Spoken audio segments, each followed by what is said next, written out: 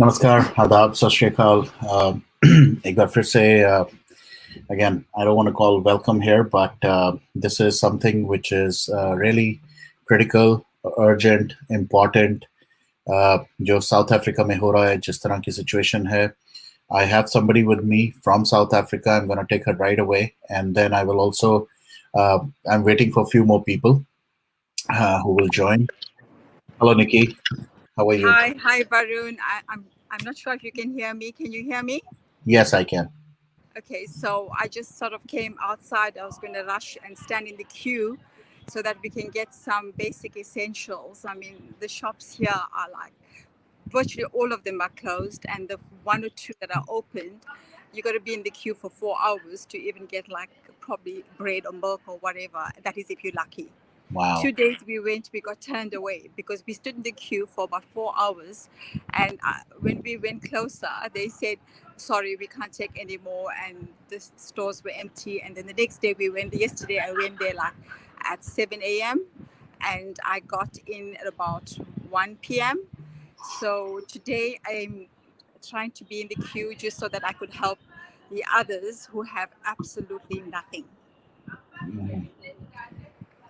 Wow, this is and how's the situation? I mean, from a rights perspective, or from people doing. I've heard really bad and nasty things. Can you tell us a little bit about that?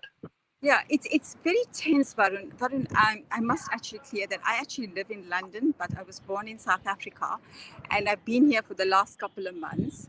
And I have a choice right now whether to stay here and help the community or just fly back.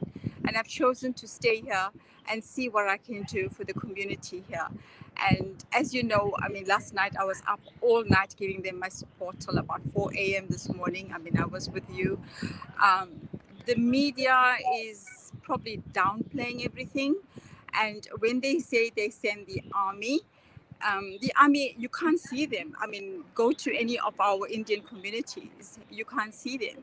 And even when they went to like Durban Central, they sort of like for maybe just for the TV camera, and then they're gone. So the people are left to defend themselves. Communities are left to defend themselves. The main Indian communities are like Phoenix, Chatsworth, and maybe up in the south coast like Mzinto, and they are after these communities. I mean, I have made you speak to one of the guys last night. They barely have 2 to 3 hours of sleep. They are protecting their own families. The police has let us down big time. They will stand and watch. If not, they are looters themselves. So you can't trust anyone here. I don't know if you saw the channel to actually watch is ENCA because they give you a lot of information and updates. So imagine this has been going on, Varun, for so long. The president only comes to Durban today, and he just came here just to show his face like he's supporting the people, but nobody is supporting the Indian community. And it is heartbreaking to see what people are going through. Everything has been flattened, been destroyed. They are after the infrastructure. They're now threatening the water plants, the power supplies, and we are sitting on the edge, and it's just the men here, the brothers and the sons and the boys. They are actually protecting the Indian community here. But what about the Indian government or officials? Are they saying anything? Are they doing anything? Indian government, how you mean? Because Like, there's only about over 1 million, 1.5 million people, Indian people in Durban. mhm. So there's nobody really to support the Indian community. And there's a lot of racial tension. We have to admit that. I sort of explained to you, it's all a product of the apartheid era, because the way they have structured, so the Indians were in one area at that time, the blacks were in one area, the coloreds, the whites, so each one had their own areas. But when they sort of built the infrastructure, the Indians were there, and then all the black communities were like on the border, and then further out are the white areas. So if there's violence like this, who do they attack first? They attack the Indians. Wow. All right. I am really, really appalled. I don't know what to do and what to say. I just received another video from some nonprofit CEO, which I'm going to play in a bit. And he's also suggesting that, we need a lot of help here. We really need a lot of help. And I don't know if our Indian officials or Indian government is doing anything. They're sending, they're talking. I saw some updates on Twitter. I will be calling the Indian, government again in some time. I have some numbers in India, but we are really really scared for our people there.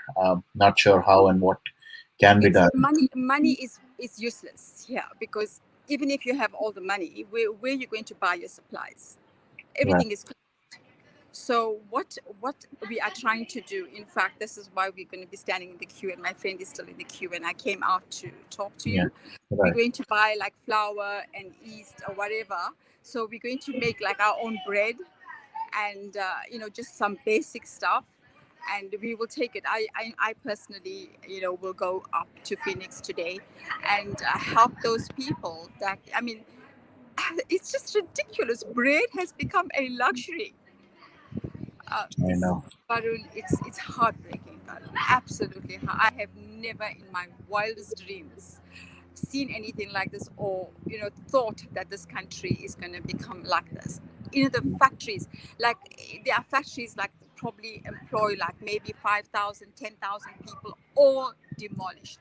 Not only do they loot the factories, but they end up burning them as well to make sure that they don't recover.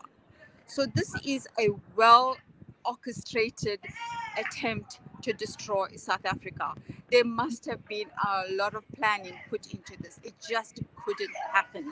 So Right. the first thing they did was the trucks. You must have heard the first day we just saw 30 trucks being burnt, that were transporting food stuff and essentials.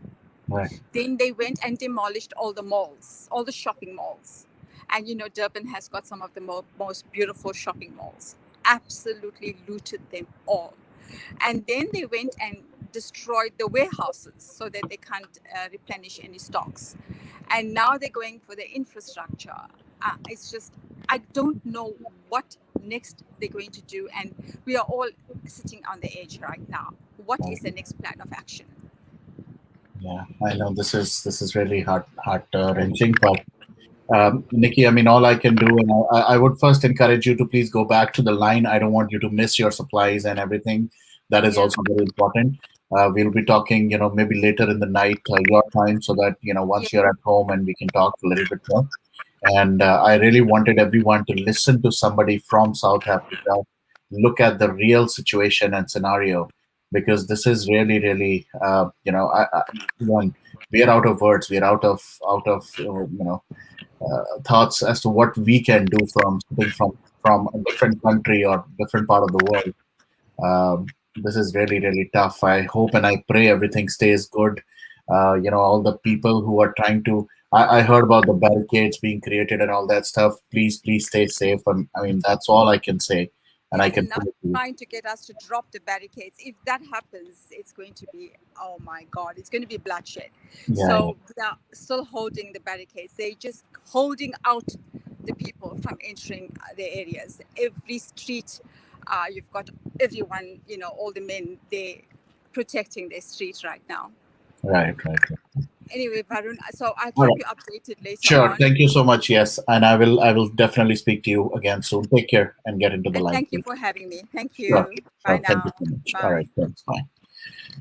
Hello Pradeep ji. Hello. Namaskar. नमस्कार जी कैसे हैं आप? बिल्कुल ठीक है जी thank you so much हाँ जी। मुझे I think रुचि ने बताया था, I think you're from Malaysia or where are you? Yes, I'm from Kuala Lumpur, Malaysia. Yes. Kuala Lumpur. Okay. So tell us a little bit about, you've heard certain things. What do you want to say? What do you have? Yeah, of course. I think most of us are following the happenings in South Africa, and we are very, very, very sad. In fact, sitting here in Malaysia, we can feel the pain. The question now is, what can we do? I think that's really Yeah, what we should all be asking one another. What can we do now? correct. A couple of things come to my mind, and I thought I'll just share with you so Sure. that at least we can do something in a small way, if not, being able to help them where they are going through so much of stress and pain. Yeah. Firstly, maybe I just want to highlight a point, and everyone might want to take note of this. We have been depending on the police and depending on the army and so on and so forth. I'm inclined to think that one of the reasons why the police and the army is not behaving and acting the way they should is because probably, and I'm just assuming probably, their own relatives are on the other side of the fence doing all the looting and rioting. Quite possible. So why would they want to kill their own people, their own relatives? Yeah. Let them take some stuff home. So I think this at the same time has to be an important lesson for all of us, because if it can happen in a lovely place like South Africa, Durban, it can happen anywhere in the world tomorrow. Yeah. Yeah. So I think all of us have to open our eyes. It has already happened in Uganda, right? It has Yeah. already happened in Fiji before, and it has happened in many countries, right from Afghanistan, Pakistan, Bangladesh, and so on. And there's no reason why it cannot happen in other countries of the world where there are minority Indians. So this is, I think, the first point. I just want to leave this thought with as many people as possible. The second thing is, what can we do? I think to start with, if each one of us can just create some awareness about the issue, a little bit of awareness in our own way, that itself is a small effort in helping our people and helping everybody for that matter, not just our people in Durban, in South Africa. So let everybody listen to this and say, okay, I'm going to create some awareness.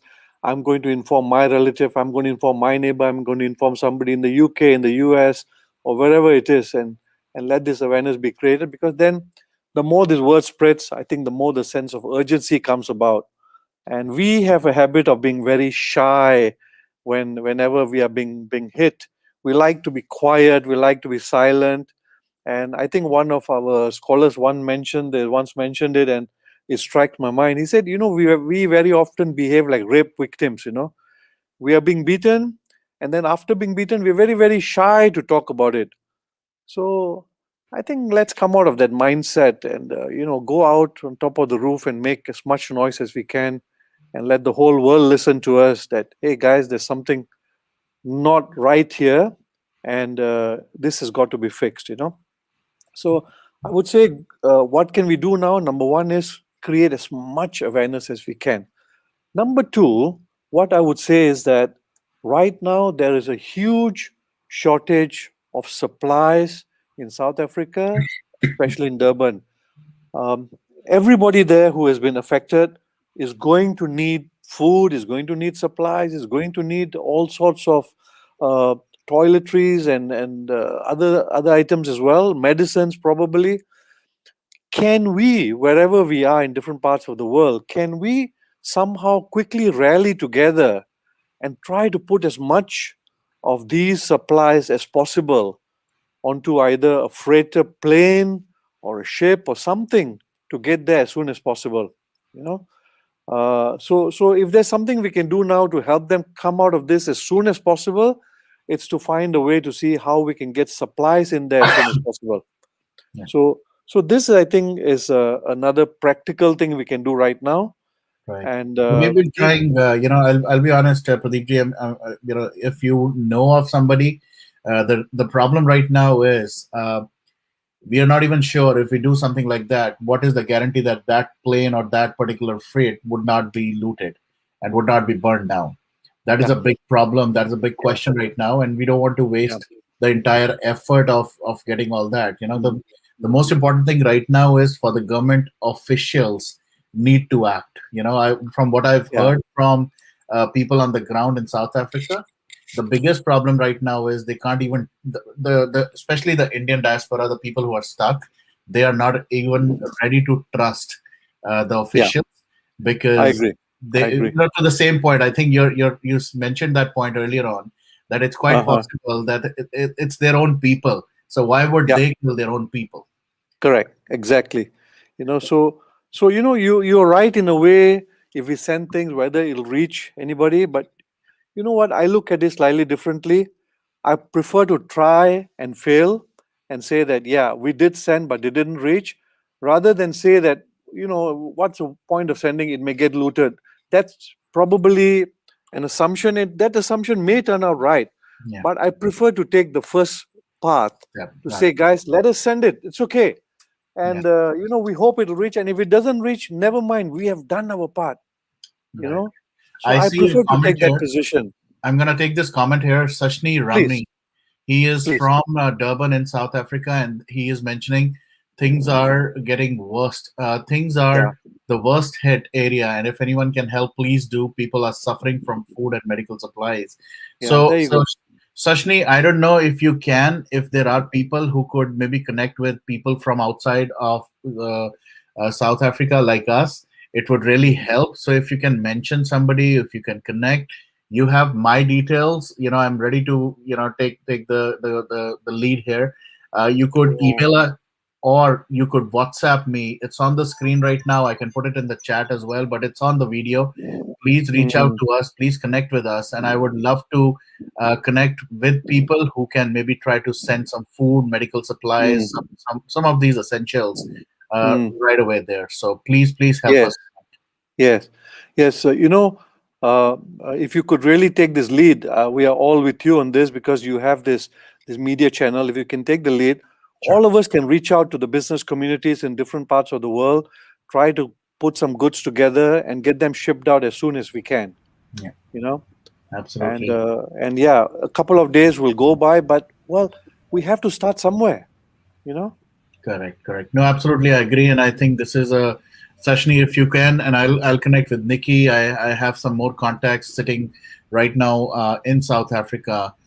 If we can get one particular connection, one lead, who could be the point of contact there, we'll be more than happy to coordinate things on the back end here. Yeah. I think the question of context is not an issue. There are plenty of contacts we have on our database. Plenty. In fact, it runs in the hundreds. Okay, So we just need someone outside of South Africa to mobilize goods going into Africa now, okay, and we can get everybody onto a WhatsApp group, more than 100 people, within okay, a minute. okay. Perfect. So let me do that. Thanks to Ruchi for connecting me with you. Let me see Thank what you. else I can. I'm chatting with a couple of people here. So I Okay, will definitely try to act fast, and let's see if we please, can. sir. That would be really nice, and I appreciate what you're doing. Thank you so much. Sure. Thank you so much, Pradeep ji. Thank you. Hi, Dr. Senthil. How are you? Very fine. How are you? Bas sir, aap dekh hi rahe hain. I mean, it's crazy. All the things happening in South Africa are really driving all of us really, really crazy. And we're trying to figure out what can be done and how we can do something about it. Okay, there are some good news actually. Our External Affairs Minister Jaishankar has already contacted their counterpart, Dr. Nalindi, that lady, and also our Middle East Africa Secretary Sanjay Bhattacharya has already contacted the Commissioner, High Commissioner Joel. Okay, and Indian government is on track, and they're watching and they're working on it. And also in terms of what can aids can be sent, I think individuals need not do that. I'm not, please listen to this. Don't mistake me actually. See, India has a foreign reserves of $610 billion. It's a big money, right? India has money, and which is our foreign reserves. So India has enough money to fund any of these issues actually worldwide, and they're ready to send their supplies. But only thing is that the counterparts in South Africa have to accept this kind of help, because even for a country to receive the help, it becomes a prestige matter. Come on, I cannot handle it myself. I can, but if you look at the issue, Varun, most of the time, it is the opposition, which creates this kind of chaos when they are not in power, taking one such issue and making it, blowing it out of proportion. But similarly, even the ruling government, I'm not talking about any particular country, ruling government also allows this to happen to expose the opposition. Now, how do I say that? You look at what happened in the last 6 days, 7 days. There is only 5,000 troops have been deployed, and now they are saying they have to deploy 25,000. It doesn't take, see, for us to help people from outside, it might take several days. But as a government, when things went so wrong on the first 2 days, and even after the seventh day, you say, okay, now we are going to deploy 25,000. That means somewhere you allowed this to happen. And look at what is the, what is the damage. 72 people have been died. That is reported one. We don't know how many not reported. And for that, the number of people arrested, you look at the videos, in different parts of South Africa, there is only 1,234 people have been arrested. And, on just Wednesday alone, 208 lootings and vandalism has happened. What is law? What is authorities doing about it? And 800 retail shops have been looted. Then where is the protection? This can happen in any country, but are you going to allow people to do this? And then what is police doing and what is authorities doing? And one former president being arrested for, he has done a mistake, and he has, corruption has happened, and he's been arrested. Just for that arrest, you do this? No, the targeting the Indians, and I know worldwide, Indians are doing very good in every field. The local people there, and it is a natural tendency to have jealousy factor, which is going to happen across the globe. Like British colonization, we Indians are occupying every part of the world with our very good culture. We conduct ourselves very well, and we are doing economy-wise, we are doing very good. And in most of the businesses, we are flourishing. So it is indirectly creating, the jealousy factor. I see that in Dubai also. I had a different feeling about Africans in general, because Gandhi was there, and I thought that Indians and Africans are the same kind of breed. We suffered the same way, and I thought they also love us the same way we love them. But it was so surprising after coming to Dubai, and I was working for a US-based company where I was supposed to handle Africa. I was surprised that they don't connect to us actually, and there is some disconnect. And the way we Indians feel about African, they don't reciprocate the same. And I'll just tell you what happened in my place. Especially where I'm staying, there are a lot of Africans, and they are the people who didn't follow the rule. In country like UAE, which is so strict, police gave up on them. They don't wear the mask. They come to the supermarket, they don't wear the mask. It so happened to me one day, I went to the supermarket. I just told one gentleman, please wear the mask. They ganged up outside the supermarket in a place like UAE to hit me. They said, come outside, and even shooting has happened. And immediately I had to call the police, and the police came and took me from the shop and dropped me back to the, resident. This is during pandemic. So Africans over a period of time, I think they need to, behave themselves. Every given opportunity, they are behaving inhuman, right? And we had soft corner towards them because of colonization, what happened to them. And Indians always stood by them. But unfortunately, their behavior toward Indians is, it's very sad what is happening. But look at what happens in terms of economy. 129,000 jobs are at risk, and 1.5 million people are home without salary, which is 15 million. This is about South Africa. But our total Indian population is again, around 15 lakh Indian people are there. And how many people are affected? 50,000 informal traders are hit. 40,000 businesses are hit. And, it's sad. It's sad, actually. And do you know what is the damage in terms of economy? $1 billion damage. Yeah. Already, because of pandemic, the kind of damage has happened in terms of job loss and in terms of economy. Now, this is going to put much further burden onto people. Yeah. And I was listening. I just have a video now. I've been, like I was telling, let me just play. I think even in that video, something what you're sharing is being mentioned. So let's watch this video as well. I really want to emphasize, since you brought up some data points, so let me just play this video. Namaskar, Vanakkam, Sat Sri Akal, and good evening to all you national and international viewers. I'm Akash Maharaj, CEO and Managing Partner of Endorphin Global and the Endorphin Foundation, a non-profit company headquartered here in South Africa. Tonight, I'm taking to social and mainstream media to raise international awareness of the dire plight headquartered here in South Africa of Indian descent and the South African people in general. What was once the beautiful coastal city of Durban on the east coast of South Africa in KwaZulu-Natal has now literally become a burning ember on the tapestry of this potentially beautiful and diverse country. For those of you that do not know, Durban is home to the largest population of people of Indian descent outside India itself. The Indian people were brought into South Africa by the British government as indentured slaves to work on the sugarcane plantations, and our fathers and grandparents toiled to build this country. We worked with the indigenous black people of this land, fought for freedom side by side with the black people as our comrades and brothers, and today we unfortunately find ourselves in the desperate plight of being the target of ongoing racial and economic prejudice and violence. Right now, we need to let the world know that we are in a state of civil unrest. Businesses are being looted and buildings are being burnt. Our infrastructure is being systematically eradicated and destroyed, and the police and National Defense Force has quite frankly proven to be totally ineffective. Our communities have had to band together and quite literally stand guard and protect their homes and families from these criminals and thugs.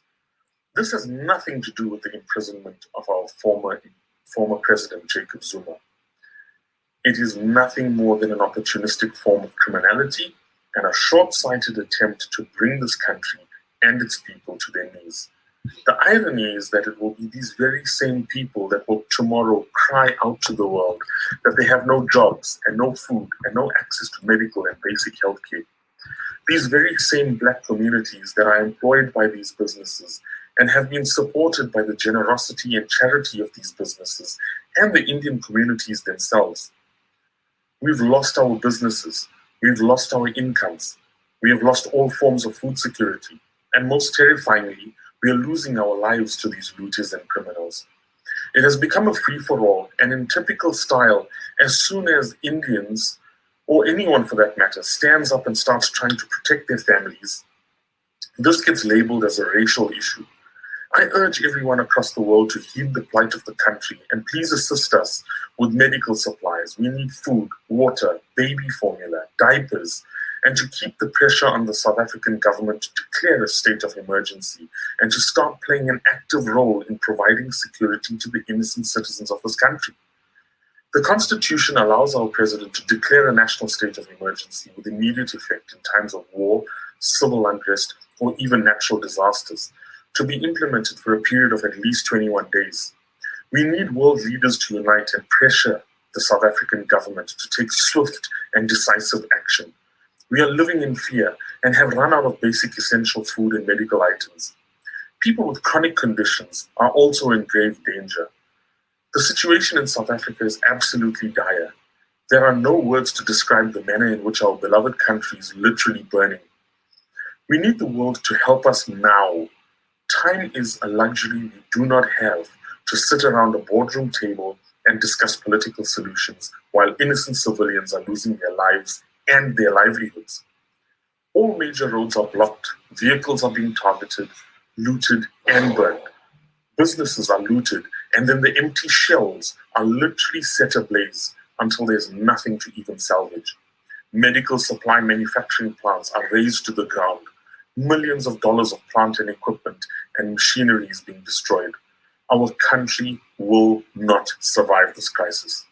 It will take years to rebuild, not only as a South African and a proud person of Indian descent, but as a businessman, son, and father. I implore you, all of you watching, NRIs, PIOs, and the world in general, to please assist South Africa in whatever way possible and to help us coordinate a high-impact relief effort to keep our families alive and safe during this devastating time. So to get in touch, please get onto the Endorphin Foundation website on www.endorphinfoundation.com and reach out to us via the contact forms and see how you can help. Thank you.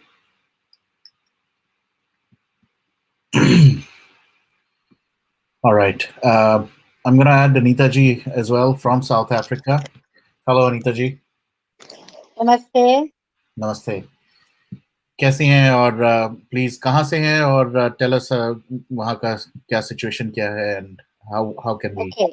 I am Anita Hariram and I am 5th generation in South Africa, and I hail from Phoenix, which is in South Africa, KZN, to the province KZN, and Phoenix is actually north of Durban.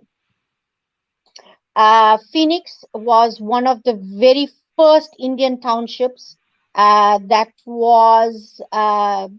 came together after the Group Areas Act, when us Indians were displaced from Inanda. So this is where we were placed in Phoenix. So and Phoenix is home, like Akashji mentioned, Phoenix is home to the largest population of PIOs, that is Indians, of South African Indians, I should say, the largest Indian population outside of India. And I'm a community activist, very involved in terms of community projects, community seva, involved with many organizations to always be assisting the community at large here in Phoenix. Okay. And so at this point of time where you are and around you, how is the situation and how do you think anybody from outside of South Africa can help? What is your take, and do you have any connections like that? You know, this has really hit all of us. I mean, if you look at, the 1949 riots, the 1985 riots, it was like 36 years apart. And I don't know whether this has something to do with coincidence or what, but if you look at 1985 to 2021, precisely and on the dot 36 years again, we are faced with the situation. The only difference here is that it is not just one population or one race sect that is in fact affected. It is South Africa on a whole that is affected. Come black, white, Indian colors. As you all may know, that South Africa is a very diverse country. We have four race groups here, and we all live in harmony. So the difference between the 1949 and the 1985 is that this is now targeting the entire race group of South Africa. So the situation here right now, look, it's absolutely quiet, absolutely peaceful. We do not hear any gunshots like when it first started. I mean, we like about 7 or 8 days into this mayhem of ours. Yeah. And it is not like how it was, where you're sitting now and all of a sudden you hear gunshots or you hear something exploding. One or two incidents that is here and there, like, I mean, yesterday, for instance, the very old, and it was historical marketplace in Sipingo that is south of Durban now, that they torched. And then there was another shopping center that they torched. So these are all isolated incidents now. I think things are starting to come back to normal. And knowing us as South Africans, I know that we will unite and we will bring this country to the glory that we know it for. And I love South Africa. I mean, first and foremost, yes, I have my roots. My allegiance is also to Bharat, but I am a South African first. And this is where it has given me so much. And I wouldn't say that our government doesn't know what it's doing. Everything takes time. I mean, of course, like we say, I mean, like Mandela said when he was released in 1994, he says that you cannot achieve anything by violence. Now, if one sect is volatile and we retaliate with violence, we're just going to be making matters even worse. So the government is today, as I know, as we speak, our president is out on the ground. I know the N3 that has been blocked for a while, because remember, the N3 is our hub from Johannesburg to Durban, Durban to Johannesburg, to deliver supplies and stuff like that, is now open. So things are starting to get back to normal. We have shops that are starting to open. Food security has never been a problem in South Africa. I mean, throughout the lockdown, we've had food in plentiful for everybody. It is very, very, very uncertain, very frightening at times. And like last night, for instance, at like 2 in the morning, we hear this community is like about, I'd say like about 10 k's away from me, another Indian community, they were being attacked. And I mean, I've got family, I've got relatives there. They had to evacuate the houses for fear of, being targeted or being hurt. So the best thing they did was just pack up and they left. But the army, oh yes, and another thing is, we must be appreciative of your external ministry for talking to our external ministry. They are in speaking, and our ministry has promised your ministry that they are going to do everything in the power to safeguard us, especially Indians. But moreover, I mean, the entire South Africa is their responsibility. But they did promise your external minister that they will be taking care of us. But they are, and again, like I say, when that incident happened in Duff's Road, we were all like awake now, and we said, that is not, it's only like about 5 k's away from us. What's stopping them from coming to us? But thankfully, again, like I say, due to the discussion between your ministry and our ministry, as opposed to 5,000 SANDF members, now we have like about 30,000 SANDF members on the ground. Our police force is working with SANDF. So the both parties yesterday managed to calm the situation down, and it was later known that it was not because of the looting, right? It was because of a faction between just themselves. So again, like I say, we all with mixed feelings here. Whenever we know that they're coming to target us, immediately we say they're coming for us. I mean, it's an instinct. It's an instinct. But just to our Bharat Vasio, it's absolutely frightening. Absolutely frightening. I mean, on Sunday, when we got wind that like not even 50 meters away from me, that this informal settlements were coming out to invade our properties and things like that, we didn't know what to do, and we were like, what do you do now? You plan for it, but I promise you, when you are in that moment, you go totally blank. You don't know what to do. True. No, I'm hearing, it's a little comforting to hear you, but I really want to hear others as well. Vibhaji is here also from South Africa. I'll take you, Shalini, in the end. But Vibhaji, you want to tell us a little bit about where you are and how's the situation there? Varun, one clarification from both the people from South Africa. Sure. See, there is somebody who is instigating and also trying to, anger the people, right? You see what happened one day before. A 14-year-old boy was killed, and very, very near to him from his back of the head, right? And there was no violence there. Basically, they were looting, actually. So while they were looting, they were not killing anybody. There was no violence, but they were looting, and somebody goes and kills a 14-year-old boy, and that too from the back of his head. So that shows that the minute you do that, and that community is going to get angry, and then they're going to spread violence. That means somewhere across the country, there is somebody, I don't know which party or which, somebody trying to unrest us. Point number one. Point number two is that you all know that worldwide today, IT users and also people on social media are Indians.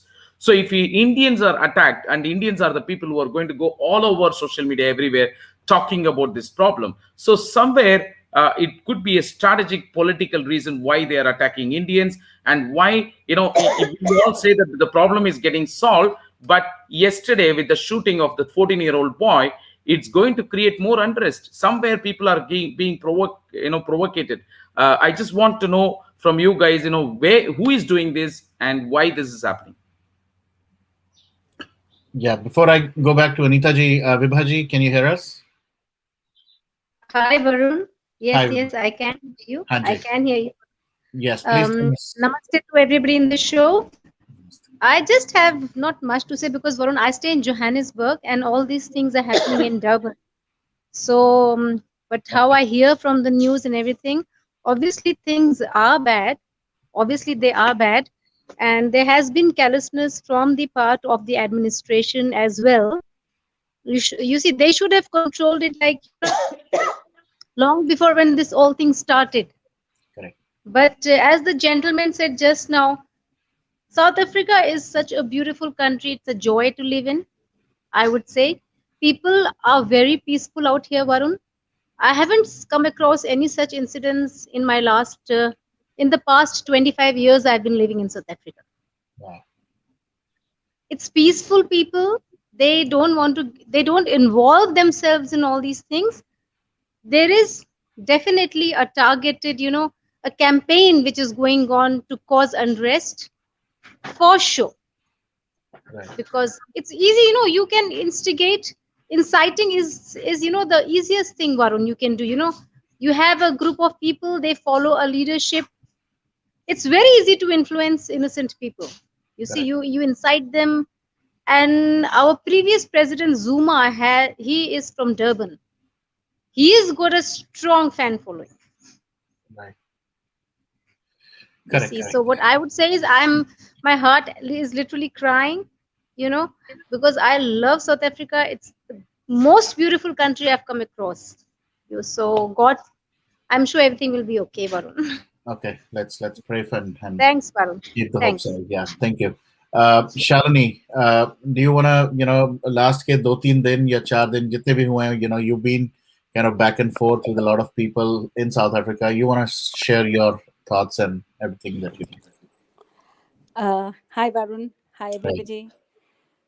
I have quite a few things to share. Yeah, please. Okay, so let me start with what I know of, what I've talked to people about and on the ground, and what I've read so far.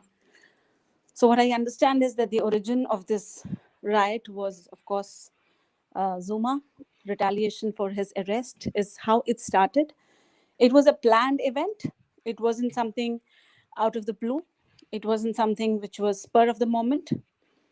There are various messages which have circulated on WhatsApp. It was a carefully, strategically planned thing. So not all the looters were actually, they didn't intend to do all this. It started with looting. So what I've been told is that initially looters would go and loot whatever they could. And of course, majority of the poor people went and did that. And then after that, the real rioters would go and burn the place down. So this was planned. Everything was planned. How did the Indian community come under attack? I've also had this question, and I've been asking people. So I got to know two things. One is that this is history repeating itself. The apartheid that happened in 80s. From there on, there was a certain divide because at that time also Indians were attacked. Houses were burned, people were killed in huge numbers. And so this time, apparently, and this is what I've heard. When this all was being planned and some looters went to a liquor shop in an Indian area, there was exchange of gunfire. The shop was not of Indians, but they had guns. Probably they were whites, so they had guns. No, they were not white. Sorry, they were also black. So when they shot back, in that exchange of fire, one person from the writer's side died. Now, this person who died was the son of a very influential person. There's something called a cab service there. So he was the owner of one of the largest cab services there. But when the news reached him, it didn't go as, who killed his son. He was told that Indians have killed their son. So the agenda became that now we have to take revenge. In the middle of all this looting and rioting, we have to take revenge. This is one. The other thing that I've heard was that also because they felt that Indians were soft targets. Indians will not retaliate. Indians will not defend themselves. So it'll be easier to show more damage by attacking them. And the plan was that the next would be the whites. Amongst all this, it's not that all the blacks are attacking only Indians. In the community that they live in, there are all people. There are blacks, there are whites, I'm sorry, I'm using these words. These are not the words to be used. So there were Africans, there were white-skinned people and Indians. And at this point in time, when they're protecting themselves with barricades and whatever rods, sticks, knives, whatever they have, it's all everyone together. Hindus, Muslims, Sikhs, Christians, the native Africans over there, the whites, everybody is together. They are passing on information to each other. It is just humanity versus these, I don't know what to call them. So this is all politically fueled. I asked this question as well, that why was the president sitting, for so many days? Why didn't he stop it right in the beginning? So I got two pieces of information. One was that he let it happen so that all the blame goes on Zuma and the tide turns against him. Even his supporters would probably, the other supporters would get influenced. What he didn't know was that they already knew what they had to do. It was already planned. So, and he only realized when the situation got out of hand. And in his cabinet, there are many Zuma supporters. So probably he was in the blind, probably his intelligence failed. The other information I got to know was that the military chief, and I still have to verify this information. The person who controls the military in South Africa is Zuma's wife. So when you were asking, why aren't they killing their own? You have the answer. Okay. Now, current situation, yes, the president is on ground and he was supposed to come. Yes, as Jaishankar has spoken to his counterpart in South Africa, all those things are happening. But the ground reality is they still fear for their lives. You must have heard this on Varun's show already. They have packed their bags. They're ready to leave. Imagine the plight of those children, 5-year-old, 7-year-old, 10-year-old. They are in a war situation. They're not in a war-like situation. They are in that situation. This incident has also happened where they were told to remove barricades. And they said that if you don't remove it, the mayor came and said, if you don't remove it, military will come and shoot you. And I told my friends, I said, do not do that. That's a trap for you. They are doing this so that you can open the barricades and you can come in. And later on, I came to know that the mayor is also Zuma's guy. So it was proven that, this is again being done to attack as many Indians as possible. So military has come, but it's not there on the ground, as much to protect them. They are still protecting themselves and they shall continue to do so because they do not believe anybody right now. They are in fact even checking even if a police jeep comes in or a police car comes in, they verify their identity before letting them in. So I would say that this situation has made Indians, that community, not just Indians, the entire community, they're more resilient, stronger, and I would say what I hear from people is, the kind of planning that they have, the communication that they have is world class. Minute by minute, they know everything, who's where, what's happening. Last night, there were about 100 gunfire shots And the kids heard it too, right? The kids are hearing. Then they're also not sleeping. So till last night, this was what was happening. So today, nothing will drastically change. Yes, you heard, what is economically, socially. Yes, this country's gone down, gone behind 10 years. What I read is that the retailers, have lost $340 million, which is 5 billion rands so far. And the looting still continues. The food trucks and the other trucks that come, 40 trucks have been burnt to ashes, which is another $300 million. So yes, economically, this country is, I don't know what is going to happen. I do not know what was the president thinking. The shortage, the need of the hour is food, of course, medical supplies, and fuel. They have looted fuel as well. Okay, so the idea was not just it was not the plan of looters. It is not a looting incident alone. This is to destroy South Africa, to release Zuma, so that there's a pressure put on the president and they release Zuma. That's all this is. And this is going to continue until there's a very hard step taken. There's so much to say, actually. There's too much to tell you guys. I have already spoken to somebody to arrange for food and medical supplies to be sent to South Africa. I will speak to Varun about it after the show. Okay.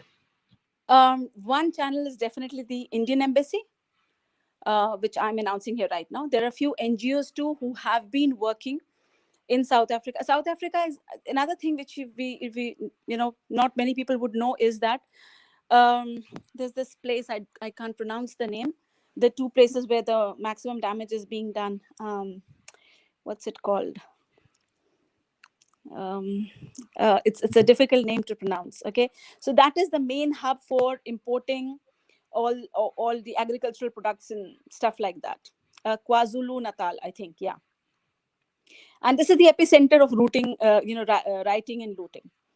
Now here, it is the major producer of all, the agricultural products. And it is also an entry point for imported food products, wheat, rice, oil, etc., etc. And they have destroyed the largest warehouse that was here.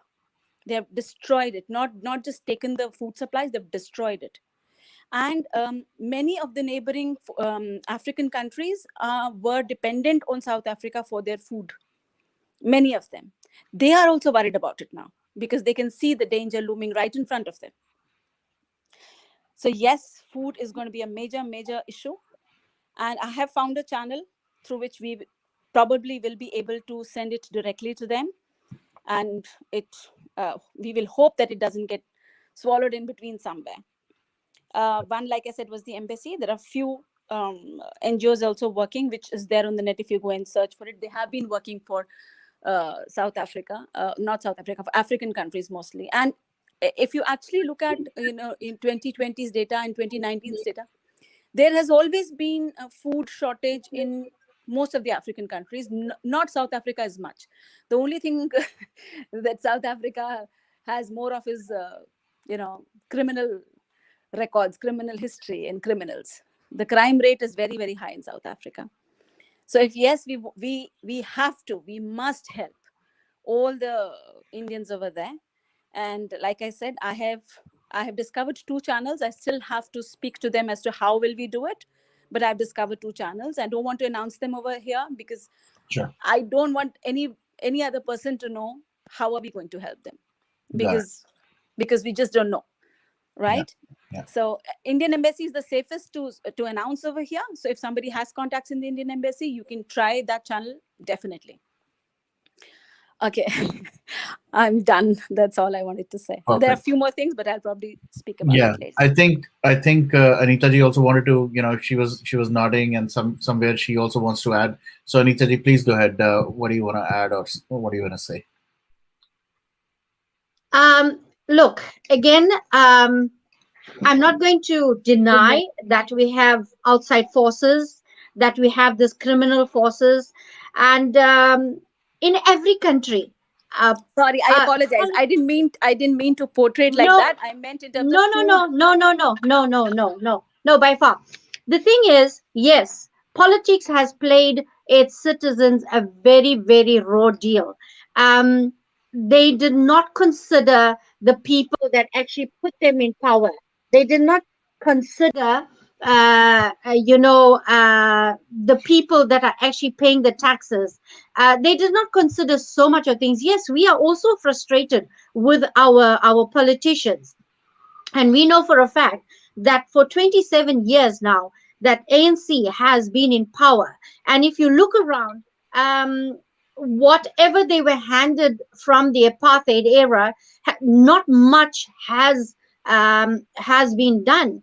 But the thing is, when they came into power, we all know this, that when they started to see money, that is when they only thought about themselves. I mean, in a pandemic, can you believe it? In a pandemic, you have your health minister, for crying out loud, you have your health minister who's worried about pocketing money for himself, as opposed to giving that money back to the society. And also, for a fact, we all know for a fact that due to politics, I mean, AstraZeneca was sent to us for our use. But what we did, we sold it to another African country. That was all politics, because they said the efficacy on AstraZeneca was not good. So the thing is, politics is absolutely devious. It does not have blood. Politics don't have blood. Right? So the thing is, they played us a raw deal. And what eventually happened is they played people against people. And here now, like Madam Ji said, is that we have barricades. And the thing is, now we've seen blacks are mainly looting. So when you come through that barricade, we're not worried about an Indian or a white, to search an Indian or a white, but we search in a black because it is like instinctive, right? But later on we realize, no, wait, guys, we have to search everybody. So when we set out these barricades in our districts, yes, the premier came and asked us to remove them, but we retaliated and we said, no, we're not going to remove them. And so the form of communication, yes, like ma'am says, we have a very strong form of communication. Like now, I am in Palmview, right? So I live in a little road. So I've got a WhatsApp group for this little road of mine. Then we've got a WhatsApp group for the main road that connects Palmview. Then we've got another WhatsApp group. So now you have my road, then you have the main road, then you have another WhatsApp group for the entire Palmview. Then you have another group for a WhatsApp group of the entire Phoenix. So if I'm having a problem in my road, I call up my main road. My main road would call up backup for Palmview. My Palmview will call up backup for Phoenix. So that is how us as civilians and us as citizens manage to protect what is ours. The other reasoning behind the barricade was that, remember, Phoenix is surrounded by informal settlements. Now, informal settlements is in every country, you get it, right? Here we have informal. I have an informal settlement, just only a river is bordering us. There's nothing stopping them from coming here. They have a thoroughfare through Palmview. This is their main entry and exit. So that they've got nowhere else to go to. So when they were looting, they were hijacking vehicles. All right. So we said, okay, the only way we're going to stop this is if we put up barricades and we close off the main entry and the main exit point. And when these guys come in, then we know we search them. And that way we found so many hijacked vehicles, and the goods that were looted, we managed to call the police and hand it over the police. So somewhere along the line, we were trying to avert that. But that became nasty now, where now you know like a panchayat, you have like in India, you have a panchayat, right? So these informal settlements work in the very same way. So they have a chief, right? So the chief now rules that informal settlement. So we had a dialogue with the chief, and we said to him, look, we want peace. And in answering back to us, he says, yes, you want peace. So what you do for me is allow my guys to loot as much as they want and just allow them to enter the townships. Now tell me, we know for a fact now that we've got so many main shopping centers here in KwaZulu-Natal. If we let them loot, they would have been finished by now. They did not manage to, we safeguarded Gateway, Crescent, Gateway, Crescent, La Lucia, Kenobia, and Phoenix Plaza, right? Phoenix Plaza is the biggest one that serves the entire Phoenix community. We managed to save those malls because of this barricade and because of the community forming a guard. So the chief didn't like that because these are also the centers that he wanted to target. So this is where the faction became even worse. So, and then like Sir was saying is that we somewhere along the line a child got hit. We don't know from the Indian side or the black side, we don't know. We were actually surprised to hear that there were so many deaths, right? 177 deaths to total. How that happened, I can't say, right? But again, yes, politics, this has been planned. We're paying a very big price for just 2 cups of tea. We know for a fact that when EFF President Julius Malema had tea with Zuma, that is when this entire plot started to, but we didn't realize it at that time. But when everything started to fall in place, when we put 2 and 2 together, and then we realized that this entire thing was a major plot. And that's one of the reasons why Mr. Zuma didn't hand himself over until the very last minute, because his advisors knew what they were going to do. Of course, they want to bring, because KwaZulu-Natal is one of the most, it is the most, how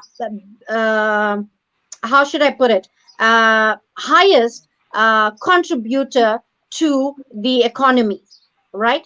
And they wanted to bring KwaZulu-Natal down to its feet. And because KwaZulu-Natal is Zuma's homeland, okay, Nkandla is his homestead, but KwaZulu-Natal is where he's got all his followers. So this is where they targeted. So yes, I'm not going to deny that politics and things like that, but we don't want to get involved with politics, because at the end of the day, we know now who we need to bring in power, who we need to take out of power. We have made the mind up there. But what I want to say is that people underestimated that what Indians can do when the time comes. Mahatma Gandhi ji taught us ahimsa, but this is one time we didn't heed the call to ahimsa. We said an eye for an eye this time. And when the community came out, they came out in droves. We were actually working with the polices. And if we were not there with the polices, unfortunately, then I think we would have been having a bloodbath. Got it. No, absolutely. I think whatever Mahatma Gandhi ji taught, I think that was something which was part of history right now. I would say at this point of time, we cannot just follow that. It is so dangerous right now. I've seen those videos. I definitely cannot explain it because, of course, I'm not experiencing it. But listening from people who are locked down inside their home, and they don't even know which bullet is going to hit them and when, and which fire thing is going to come and burn out their home, is really yes, please. Can I?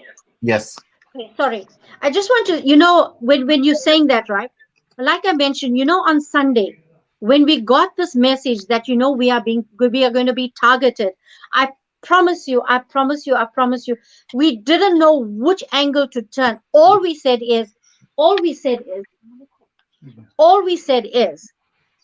got the road WhatsApp group. I said, right, guys, ladies, children, to my house right now. Men on the road. And there's your position, ladies, in my house. We took all the ladies, we took all the children, and we locked ourselves in the back room because we said, again, like you said, if bullets hit, they can hit through windows. We avoided window fronts and stuff like that. And it was an absolute mayhem. We were all shivering. We were crying. We didn't know. We were away from our families. And you know, to live it, I promise you, it is just another feeling on its own. And people were saying pray, people were saying do sadhana, people were saying meditate. Your mind is not there. We are fatigued at the moment. We haven't been sleeping for the 8 days. We haven't been sleeping because we've been holding vigils. We've been standing outside our yards. It's winter. We in winter now. It's cold. We had to get people under one place, make fires. These are all the things that we have to go through. We you know, sleep is a luxury at the moment for us. True. The minute you close your eyes for 1 minute, you like, you're hearing things. So, you know, for again, to my Bharat brothers and sisters, we really want to say that we appreciate your support. We appreciate how you feel our pain, but at the same time, that support is giving us a bit of hope. All we have now is just hope. All we have now is just hope. And we can hope and pray that our government realizes now what he's done wrong and come back and fix things up. Sure. All right. Before we end, I see Ruchi as well join, and Shalini, then you could end this session as well. But Ruchi, please go ahead and explain to us or tell us the last few days. You know, we've been in touch as well. Please explain, Karan, how are you feeling and what are the things you want to talk about? Yes, Varun, thank you so much. I was just listening to what Anita ji said now and what she said earlier. In fact, I've been in touch with few people from South Africa as well. And trust me, it's been so overwhelming hearing them cry on the phone, especially kids in the background. Like Shalini also mentioned, you know, kids can hear gunshots. People haven't slept for days. And then, you know, I understand there are parts of South Africa which are probably not as much affected as Durban and especially Phoenix. So to say that there is plenty of food in one part of South Africa, that's a privilege, you know, that's really nice. And I appreciate, and I say, God bless you guys. It's, you guys are so lucky. But there is another picture that needs to go out of a different part of South Africa, which is Phoenix, where people are, you know, I think a lot have been spoken about how much they've been looted and what all they're going through. It just breaks my heart to say all of that. But all I'm here right now is for making a request to people from other parts of South Africa who are not affected as much as people in Phoenix, Durban, and other parts. Please, please, please, guys, bring out the real picture. Let them have their say. We are the only hope that they have, through which they can reach out to the ministries. They can ask for help. If you guys will present your part of the picture, then I think their efforts will all be defeated. So my request to everyone in South Africa, please help the people who are affected reach their voices to the government, not only in South Africa, but every corner of the world. We have to try whatever we can in our abilities and help them as much as we can. Because as I remember Pradeep ji said, if it's happened in South Africa today, we can't say when things could change around for the world. So let's just pray for everyone's safety and let's hope everyone comes out of it unharmed. Thank you and God bless. Absolutely. Thank you, Ruchi. All right. Shalini, please end this and we can talk again later in another session. Sure. I just wanted to say this in the end, that we all know kya ho raha hai. We all know, we of course cannot imagine the kind of struggle and pain our fellow Indians and I would say all the people there are facing. Imagine, you know, ये trauma इनके साथ कितने सालों तक रहेगा, उन बच्चों के साथ कितने सालों तक रहेगा, और ये कब खत्म होगा हमको नहीं पता. So I will just talk about the next steps. And as Ruchi rightly said, रुचि और मैं पिछले कुछ दिनों से हम यही कोशिश कर रहे थे कि ये बात, ये इंसिडेंट, ये इवेंट जो है ये वर्ल्ड मीडिया कवर करे. We didn't see much of coverage initially. Then we've been trying to reach out to each and आपके पास भी आए हम लोग वरुण, ऐसे ही हम और प्लेटफॉर्म पे भी गए. And mainstream media in India, I reached out to them and we've received coverage from them as well today, and it's happening again tomorrow, and they've agreed to cover it for the next few days as well. And we're trying to get as many people to speak about their condition in South Africa, to put pressure. This is basically to put pressure so that, you know, because the way it's being projected right now in other media channels world over is कि ये south Africa में हो रहा है, writing हो रही है, looting हो रही है, लेकिन कोई इंडियन पर्सपेक्टिव से बात नहीं कर रहा था. That's the reason we reached out to the Indian media, and now they are actually telling the plight of Indians over there. So yes, Twitter के थ्रू, फेसबुक के थ्रू, जितने भी चैनल्स हैं, जितने भी forums हैं, please go ahead and please tell the world what's actually happening on the ground there. दूसरा step forward, like I said, food, medicine is something जो हम लोग उनके पास पहुंचा सकते हैं, and we must plan for that. आप please अपने अपने channels ढूंढिए. जो मेरे पास हैं, I'll share it with Varun, and you can get in touch with him to see how can you help, because this is a very long journey. I feel ये आजकल में नहीं होने वाला है. It's going to take some time. So a request to everybody over here, please help as much as you can in whatever way you can, and pray for South Africa, pray for all the people over there, please. Yep.